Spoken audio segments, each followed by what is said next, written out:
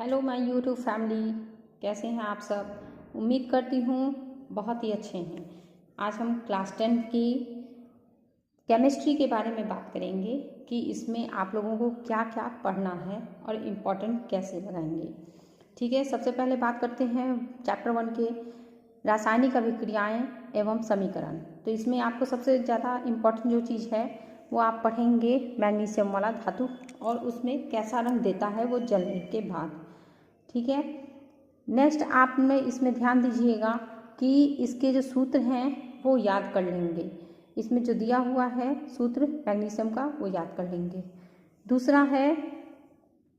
दूसरा यहाँ पर आप देख सकते हैं वियोजन का अपघटन अभिक्रियाएं। तो इसमें आपका सबसे ज़्यादा इम्पोर्टेंट अभिक्रिया है कैल्शियम कार्बोनेट का। कैल्शियम कार्बोनेट से आपको कैल्शियम ऑक्साइड मिलेगा प्लस CO2 मिलेगा। नेक्स्ट आप ध्यान दीजिए, इसमें द्रवित एल्युमिनियम यानी कि वैद्युत अपघटन में सबसे ज़्यादा इम्पोर्टेंट होता है द्रवित एल्युमिनियम। ठीक है, नेक्स्ट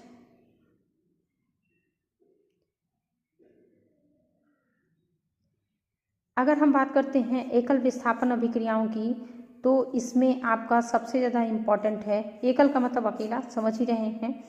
लोहा जो होता है अगर कैल्शियम सल्फेट से आपका रिएक्शन करता है, मिलता है, तो फेरस सल्फेट बनाता है और कॉपर आपका बाहर हो जाता है। नेक्स्ट है सबसे ज़्यादा इम्पॉर्टेंट इस चैप्टर का ऑक्सीकरण अवकरण अभिक्रियाएँ हैं, जिन्हें हम मिश्रित रूप में रेडॉक्स की रिएक्शन भी कहते हैं।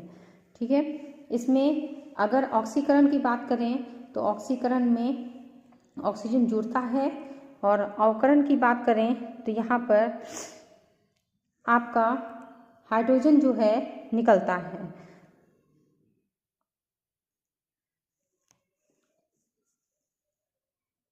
हाइड्रोजन आप देख सकते हैं यहाँ पर कि H2 है प्लस O2 है, और 2 मॉलिक्यूल हमें जल के प्राप्त होते हैं।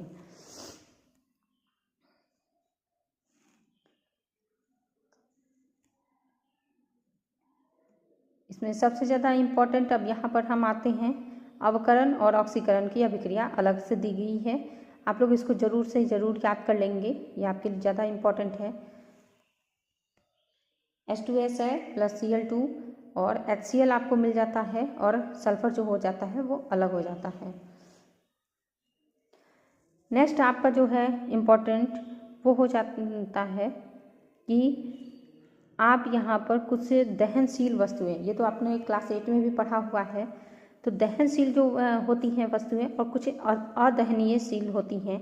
जो नहीं जल पाते हैं वो अदहनशील हैं, जो जल जाती हैं वो दहनशील पदार्थ हैं। तो दहन के लिए आवश्यक क्या शर्तें होती हैं उनके बारे में जान लेते हैं।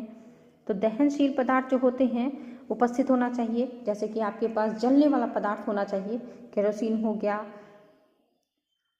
एटसेट्रा। दहन के पोषक पदार्थों की उपस्थिति होती है और ज्वलन ताप का प्राप्ति होती है। तो आप इसमें देख रहे हैं कि जैसे पेट्रोल है, स्प्रिट है, कागज़ है, पुआल है, केरोसिन है, इसको जलाने के से बहुत जल्दी ये आग पकड़ लेते हैं। तो ये पदार्थ जो होते हैं दहनशील होते हैं। तो दहनशील के लिए पोषक पदार्थ जो होते हैं वो आप समझ सकते हैं, सबसे ज़्यादा इंपॉर्टेंट चीज़ है हवा यानी कि ऑक्सीजन। अब हवा का मतलब ये नहीं समझ लीजिएगा कि नाइट्रोजन होना चाहिए, और भी गैसेज होती हैं हवा में, लेकिन दहन के लिए सबसे ज़्यादा जो आवश्यक चीज़ होती है वो गैस है ऑक्सीजन।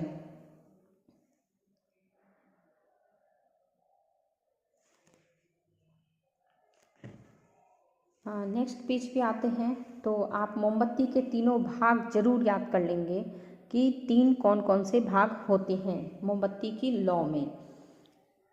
नेक्स्ट हम लोग इस चैप्टर की समाप्ति पर हैं, तो इसमें इम्पोर्टेंट जान लीजिए कि जो पदार्थ अभिक्रिया में भाग लेते हैं वे अभिकारक कहलाते हैं, और जो मिलेगा जैसे कि जो हमें प्राप्त होता है, अब H2 लेते हैं और O लेते हैं, तो दोनों को मिलाने के बाद हमें जल प्राप्त होता है। तो जल जो हो गया वो प्रतिफल हो गया, और जो H2 लिए हैं और ऑक्सीजन लिए हैं वो अभिकारक हो गए हैं। नेक्स्ट पॉइंट आप देख रहे हैं कि इसमें लेने वाले पदार्थ जो होते हैं संकेत, उसके सूत्र ये जरूर याद कर लेंगे। जब समीकरण में तीर चिन्ह होते हैं ना बाईं की ओर, तो आप समझ लीजिए कि तीर का जो चिन्ह बनाया जाता है उसका मतलब हुआ कि गैस बाहर निकल रही है।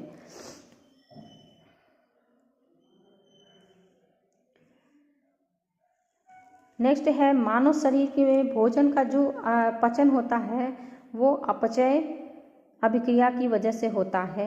अपचयन अपघटन होता है। ये बहुत ही ज़्यादा इम्पोर्टेंट है कि मनुष्य में भोजन का पाचन किस विधि से, किस अभिक्रिया से होता है, तो अपघटन अभिक्रिया से होता है। ये बहुत ही ज़्यादा इम्पोर्टेंट है। नेक्स्ट आप इसमें ध्यान देकर ये देखिएगा तो आपको पता चलेगा कि प्रतिफल जो होते हैं ठोस के रूप में वो विलयन में घुल जाता है।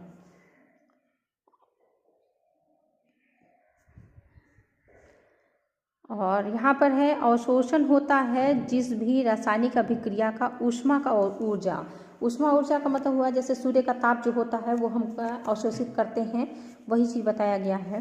और आपका इम्पॉर्टेंट है बहुत ज़्यादा ऑक्सीकरण अवकरण की अभिक्रिया जो होती है जिसमें दोनों होते हैं उसे रेडॉक्स रिएक्शन कहते हैं, रेडॉक्स अभिक्रिया कहते हैं। ये बहुत ही ज़्यादा इम्पॉर्टेंट है। दूसरा है, ये क्लास में भी बताई थी मैं कि खाद्य पदार्थ जब कभी कभी चिप्स वगैरह रख देते हैं आप कुछ देर के लिए तो वो ख़राब से होने लगते हैं एकदम, तो वो समझ लीजिए कि वो ऑक्सीकृत हो जाते हैं क्योंकि हवा लग जाती है, उसमें ऑक्सीजन लग जाता है, इस वजह से।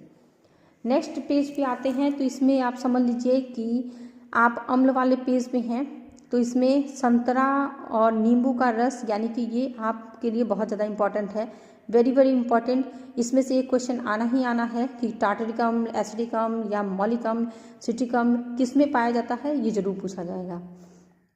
नेक्स्ट है कि सूचक कौन कौन से होते हैं, इस बात का आप बहुत बेहतर से ख्याल रखेंगे। सूचक जो होते हैं वो क्या करेंगे, कौन सा अम्लीय होता है, कौन सा क्षारीय होता है। तो लिटमस पेपर जो होता है, जैसे मेथिल ऑरेंज की बात करें तो मेथिल ऑरेंज जो होता है अगर अम्लीय होगा तो लाल हो जाएगा और क्षारीय होगा तो पीला हो जाएगा। फिनोप्थेलिन की बात करें तो वो रंगहीन रहेगा अगर अम्ल होगा तो, और क्षारीय होगा तो गुलाबी हो जाएगा। हल्दी की बात करें तो वो पीला हो जाएगा अम्ल में ही, जैसा है वैसा ही रहेगा, लेकिन अगर क्षारीय में डाल देते हैं तो लाल भूरा हो जाएगा। उसी तरह से चुकंदर है, चुकंदर भी बहुत अच्छा सूचक है, लाल बैगनी हो जाएगा अगर अम्लीय है और क्षारीय है तो। नेक्स्ट पेज पे आते हैं कि सक्रिय धातु कौन से होते हैं। जैसे आप लोग देखते हैं घरों में बहुत सारे ऐसे धातु होते हैं ना जो सक्रिय ज़्यादा हो जाते हैं। अब जैसे एल्युमिनियम में आप पानी भर कर रख देते हैं तो उससे कोई फ़र्क नहीं पड़ता है, लेकिन अगर आप बाकी उसमें रख देंगे तो हो सकता है कि वो जल्दी से, लोहा है, लोहे में अगर आप किसी बर्तन में बार बार पानी भर करके रख देते हैं तो वो कहीं ना कहीं रिएक्शन करने लगता है। तो लोहा भी सक्रिय होता है, जिंक भी है, एल्युमिनियम है, मैग्नीशियम है। जबकि आपका सोना चांदी देख लीजिए, इसी वजह से महंगा भी मिलता है। सोना चांदी है, तांबा है, ये आपके कम सक्रिय धातु हैं। इस चार्ट को आप बहुत अच्छे से याद कर लेंगे।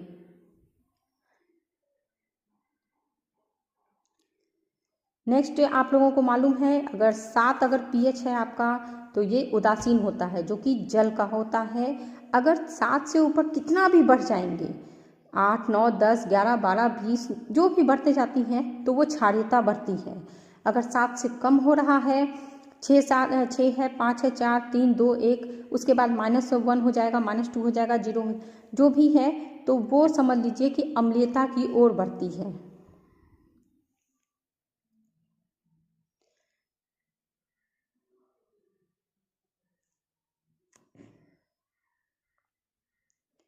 इस पीएच स्केल को बिल्कुल ही अच्छी तरीके से याद कर लेंगे। नेक्स्ट आपकी एक बहुत ही अच्छा है कि अमाशय का रस हो, नींबू रस है, इसका पीएच मान दिया हुआ है। और सबसे ज़्यादा पूछा जाता है अम्ल वर्षा का, पेशाब का और आपके खून का पूछा जाता है, तो इसको आप ज़रूर से ज़रूर याद कर लेंगे, इस बात का बखूबी ध्यान रखेंगे।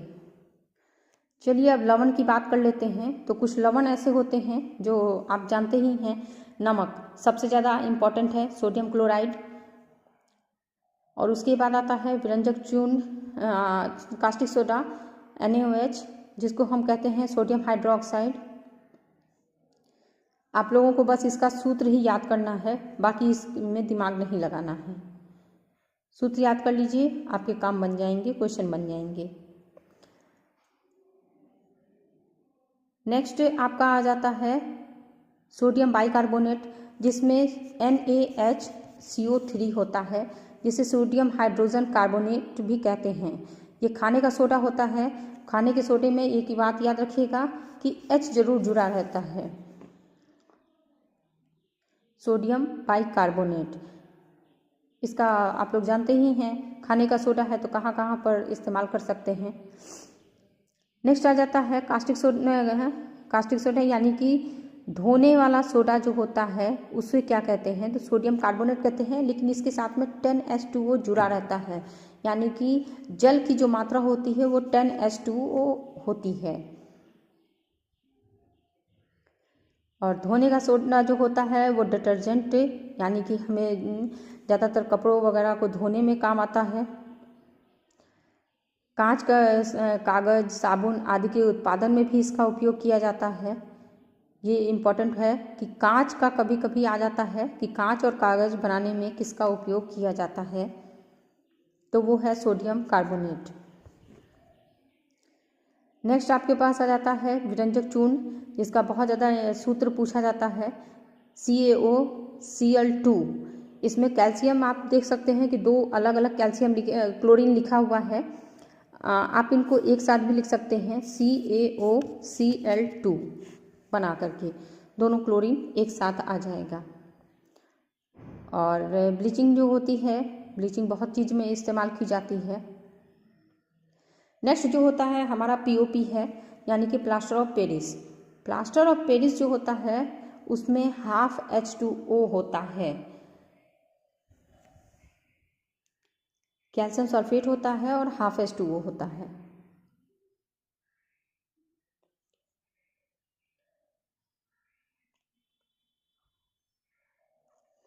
प्लास्टर ऑफ पेरिस में अगर हम जल मिला देते हैं, और जल भी किस मात्रा में मिलाएंगे, 1.5 ही मिलाएंगे, और 1.5 जब जल मिलाते हैं तो ये जिप्सम बन जाता है। जिप्सम बहुत कड़ा होता है, जैसे जम कर ठोस बन जाता है। आपने देखा होगा जब किसी की हड्डियां टूटती हैं तो डॉक्टर क्या करते हैं, प्लास्टर ऑफ पेरिस को पानी में घोल करके उसके बाद प्लास्टर कर देते हैं और वो एकदम कठोर हो जाता है, जिसके बाद उसकी हड्डियां जोड़ने में मदद मिलती है। और होता क्या है, जैसे मूर्तियां भी आजकल बनती हैं तो प्लास्टर ऑफ पेरिस की बनती हैं, और इसका उपयोग किसी भी छोटी छोटी जो मूर्तियां दिवाली पर भी मिलती हैं उन मूर्तियों को बनाने में भी किया जाता है।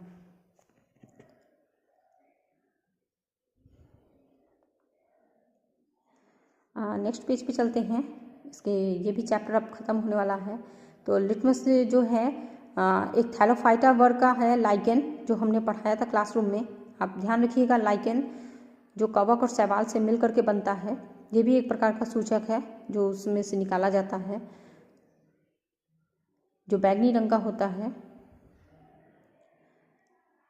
नेक्स्ट है अम्ल जो होता है नीले लिटमस पत्र को लाल कर देता है, और क्षार जो होता है वो लाल लिटमस पत्र को नीला कर देता है। ये बहुत ही इंपॉर्टेंट क्वेश्चन है आपके लिए। नेक्स्ट, अम्ल क्षार से अभिक्रिया करके हाइड्रोजन गैस मुक्त करता है, ये इम्पॉर्टेंट है। बहुत सारे बच्चे इसमें कंफ्यूज हो जाते हैं, तो कंफ्यूज नहीं हो जाइएगा, बिल्कुल ही यही पॉइंट याद कर लीजिएगा। नेक्स्ट है जल में अगर कोई भी घुलनशील हो जाती है भस्म, तो उसे हम क्षार कहते हैं। नेक्स्ट हमारे पास है कि अधातु के ऑक्साइड जो होते हैं वो हमेशा अम्लीय होते हैं। अम्लीय यानी कि आप समझ रहे हैं, अम्ल, अम्ल जिसका स्वाद खट्टा होता है, ये वही है।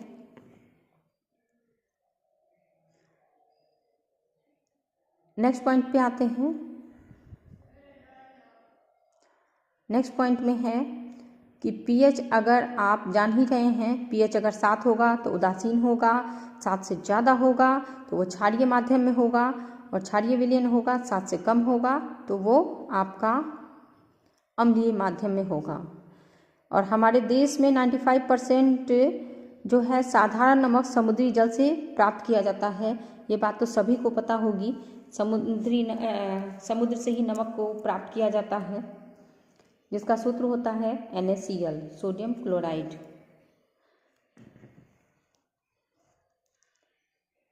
नेक्स्ट, बेकिंग पाउडर यानी कि खाने वाले सोडा को सोडियम बाइकार्बोनेट कहते हैं, जो टार्टरिक अम्ल का मिश्रण होता है, उसमें टार्टरिक अम्ल भी मिलाया जाता है।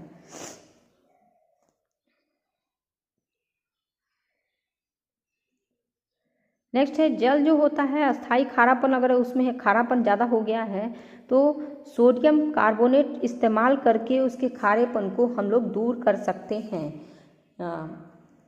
जैसे समुद्र का पानी खारा होता है और शुष्क बुझे हुए चूने को अगर हम क्लोरीन के से अभिक्रिया करते हैं तो वो विरंजक चूर्ण बनाता है।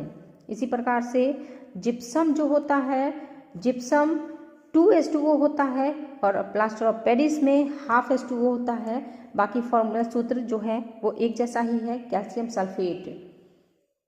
Okay, next chapter, third chapter है आपका धातु और अधातु। बहुत ही इंपॉर्टेंट चैप्टर है आपके लिए।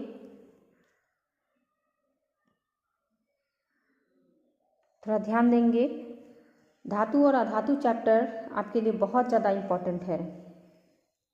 जिस तरह से अम्ल और क्षार है, लवण है, उसी तरह से प्रमुख धातु जो यहाँ पर दिए हुए हैं बुक में, आपको सिर्फ और सिर्फ इतने ही धातुओं के बारे में पढ़ना है। जिसमें ज़्यादा इम्पॉर्टेंट है मरकरी, जो कि तरल पदार्थ में होता है, द्रव्य में होता है, और प्रमुख धातु में आपका कार्बन सबसे ज़्यादा इम्पॉर्टेंट है।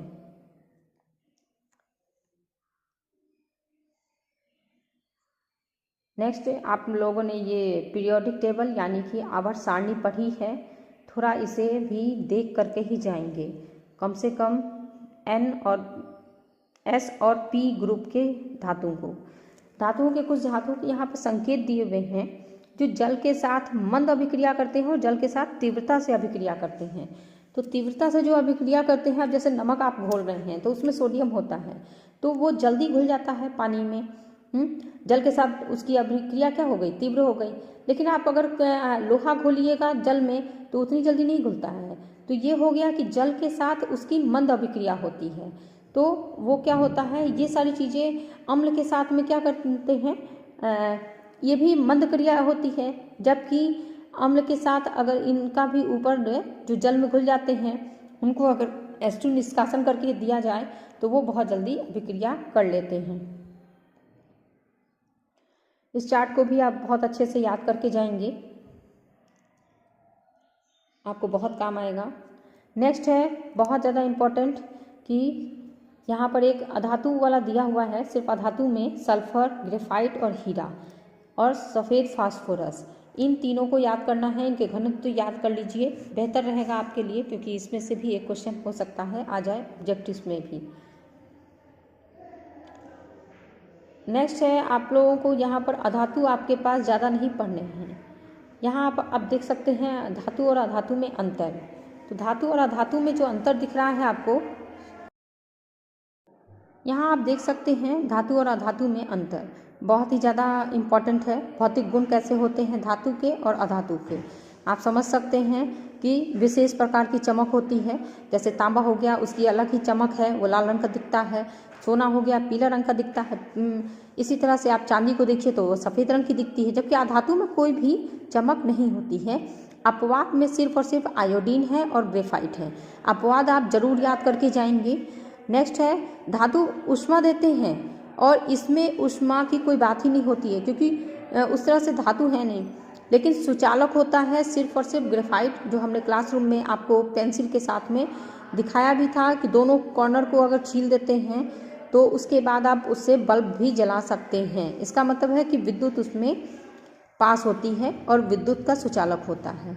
नेक्स्ट आप रासायनिक अगर गुणों की बात करते हैं, एक खास बात है, अधातुओं का घनत्व जो होता है वो बहुत ही निम्न होता है, बहुत छोटा, बहुत कम होता है। और अधातु में कोई भी ध्वनि नहीं होती है। अगर इन्हें हम हथौड़ी से मार देंगे तो ये चकनाचूर हो जाएंगे, चूर चूर हो जाएंगे। जबकि हथौड़े से पीटने पर धातु की एक अलग सी आवाज़ होती है। आप देखिए, अगर तांबे में आप मारते हैं या फिर स्टील के बर्तन में, लोहे में करते हैं तो टन से अलग सी आवाज़ होती है। अब आते हैं रासायनिक गुणों पर, धातु के और अधातुओं के। रासायनिक गुण जो होते हैं इन्हें थोड़ा थोड़ा ध्यान दे लेंगे। सबसे पहला पॉइंट जो है आपका बहुत इंपॉर्टेंट है। दूसरा पॉइंट आपका बहुत ही ज़्यादा इंपॉर्टेंट है, जो अभिक्रिया दी गई है उसे रट के ही जाएंगे।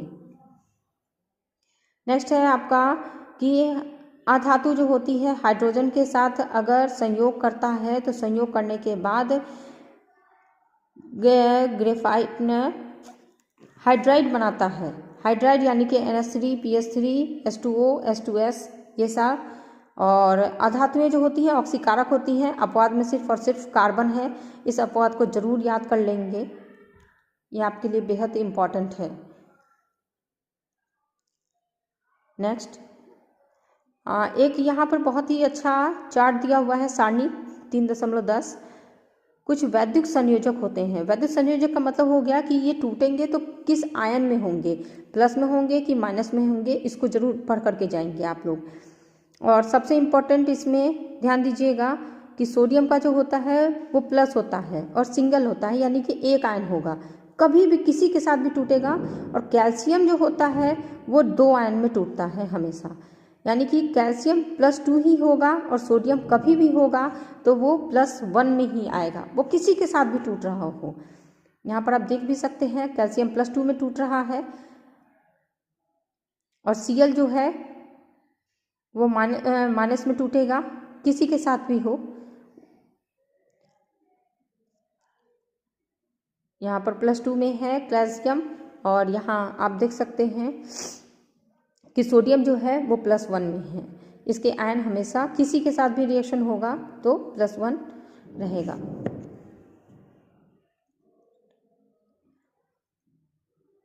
नेक्स्ट पेज पे आते हैं, ये आपका बहुत ही ज़्यादा इम्पॉर्टेंट है कि एक बंधक तत्व जो कौन से होते हैं, द्विबंधक तत्व और त्रिबंधक तत्व कौन से होते हैं। एक बंध का मतलब हुआ कि ये किसी के साथ भी बॉन्डिंग करेंगे तो वो यहाँ पर सिंगल बनेगा, यानी कि एक ही बंध रहेगा। जबकि यहाँ पर मैग्नीशियम के साथ रहेगा, कैल्शियम के साथ है तो वहाँ पर डबल बंध रहेंगे। जबकि आपने देखा होगा कि त्रिबंधक का मतलब हो गया जैसे एल्युमिनियम के साथ में होता है या फिर बोरॉन के साथ में, नाइट्रोजन के साथ में, तो ये ट्रिपल बंध होते हैं।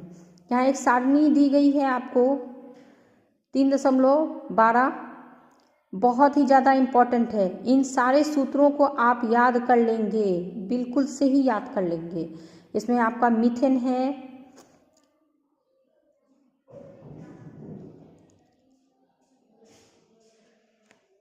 इसमें आपका दिया गया है methane, ethane, propane, butane, ethylene,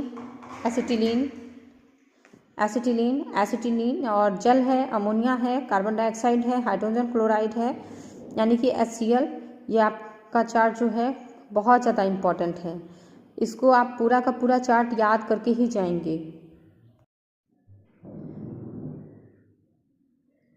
इसमें बहुत ही अच्छे से ध्यान दे लीजिए कि एसिटिलीन जो है ज़्यादातर पूछा गया है C2H2, जो आप लोग समझ सकते हैं इसमें 2 ही हाइड्रोजन हैं, जबकि एथिलीन में आप देख सकते हैं C2H4 यानी कि 4 हाइड्रोजन हैं। नेक्स्ट पेज पे आते हैं, भारत में पाए जाने वाले कुछ खनिज जो होते हैं। खनिज कहाँ कहाँ पाए जाते हैं ये जरूर याद करिएगा। और सबसे ज़्यादा इम्पोर्टेंट जो है आपका आयरन, यानी कि झारखंड में पाया जाता है, जो पहले बिहार का ही हिस्सा था। और ये आपका चार्ट बहुत ज़्यादा इम्पॉर्टेंट है। प्राप्त स्थान जरूर याद कर लेंगे कि कौन सा स्थान में कौन सा धातु पाया जाता है, जैसे आप देख रहे हैं। और खनिज जो होता है, खनिज का मतलब हुआ ना कि जैसे हम मिट्टी से लेते हैं तो उसमें मिट्टी लगी होगी, बाकी कुछ धातु होंगे, कुछ भी होता है तो वो खनिज कहलाता है। और उनको जब हम साफ कर लेते हैं तब वो धातु बनते हैं। इसमें आप ध्यान से देख लीजिए, सोडियम है, मैग्नीशियम है, कैल्शियम है, एल्युमिनियम है, कॉपर है, जिंक है, आयरन है। और आपका इम्पोर्टेंट है, फिर से बता रही हूँ कि झारखंड में पाया जाता है आयरन, जो कि पहले बिहार का ही हिस्सा था। झारखंड में कॉपर भी पाया जाता है, कॉपर यानी कि तांबा। नेक्स्ट आप यहाँ पर ध्यान देंगे, कुछ प्रमुख मिश्र धातु हैं। मिश्र धातु का मतलब हो गया ना कि मिला करके कुछ नई चीज़ बना ली जाती है। तो पीतल जो होता है वो पीतल कॉपर से बनता है और जिंक से बनता है। उसके बाद ब्रॉन्ज, आप लोगों ने ब्रॉन्ज मेडल जैसे सुना होगा, या फिर बहुत सारे लोगों के घर में ऐसी बर्तन होते हैं जो एकदम बहुत आसानी से टूट जाते हैं। बहुत सी ऐसी मूर्तियाँ होती हैं, दिखने में लगती हैं लोहे की हैं और उसके बाद जब गिरती हैं तो वो थोड़ा टूट जाती हैं। नेक्स्ट है ड्यूरेलियम और यहाँ पे सोल्डर है। सोल्डर वही है जब जग का मान लीजिए अगर पकड़ने वाला टूट जाता है तो हम जाते हैं दुकान पर और सोल्डिंग आयरन से सोल्ड करवा लेते हैं, ये वही सोल्डर है जिसमें Sn पाया जाता है और Pb पाया जाता है। एक इम्पॉर्टेंट चीज़ है, कभी कभी पूछा गया है, एक बार पढ़ लीजिएगा कि दिल्ली का लौह स्तंभ है, काफ़ी ऊंचा है, 2000 वर्ष पुराना है और इसके अंदर 6000 किलो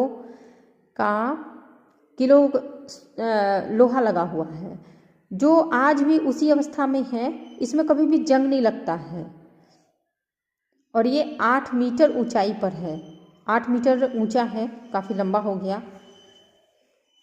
इसको आप पढ़ लो लीजिएगा। इसमें कभी कभी सवाल इससे आते हैं कि जो दिल्ली का लौह स्तंभ है उसमें कितना केजी सोना है, लोहा है। नेक्स्ट इस चैप्टर के लास्ट पेज पे हम आते हैं। इसमें मरकरी जो होता है यानी कि पारा, वो धातु होते हुए भी लौह अवस्था द्रव्य अवस्था में पाया जाता है।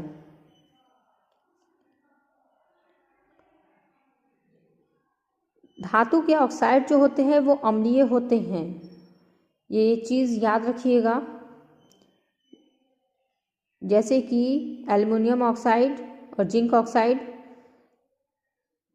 ये सभी ऑक्साइड बनते हैं।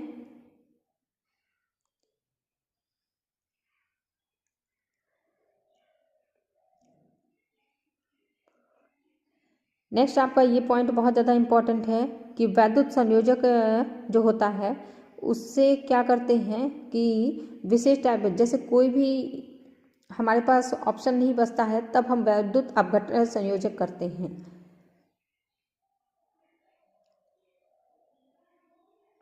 नेक्स्ट है धातु कर्म जो होता है, ये आपका पॉइंट बहुत ज़्यादा इम्पॉर्टेंट है। किसी धातु के साथ अयस्क अगर होता है तो वो धातु कर्म कहलाता है और उसको बाद में हम लोग शुद्ध करते हैं और शुद्ध रूप में हम धातु को प्राप्त करते हैं। बाकी के पॉइंट आप लोगों ने बुक के अंदर पढ़ ही लिए हैं। नेक्स्ट है कि वायु के ऑक्सीकरण एवं जलवाष्प अगर होगा तभी लोहे में जंग लगेगी, अन्यथा की स्थिति में लोहे में जंग नहीं लगेगी। दोनों में से अगर कोई एक चीज़ होती है तो जंग नहीं लगेगी और दोनों प्रेजेंट होते हैं तो जंग लगती है।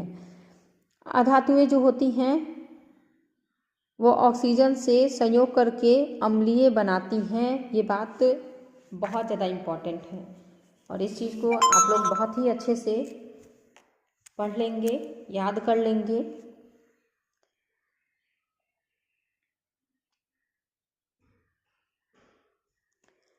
नेक्स्ट है, thank you so much for watching और सभी स्टूडेंट्स को, सभी विद्यार्थियों को ऑल द बेस्ट। किसी भी प्रकार की अगर आपको क्वेश्चन पूछना है तो आप कमेंट बॉक्स में कह दीजिए, हम उस टॉपिक को आपके तक पहुंचाने की कोशिश करेंगे।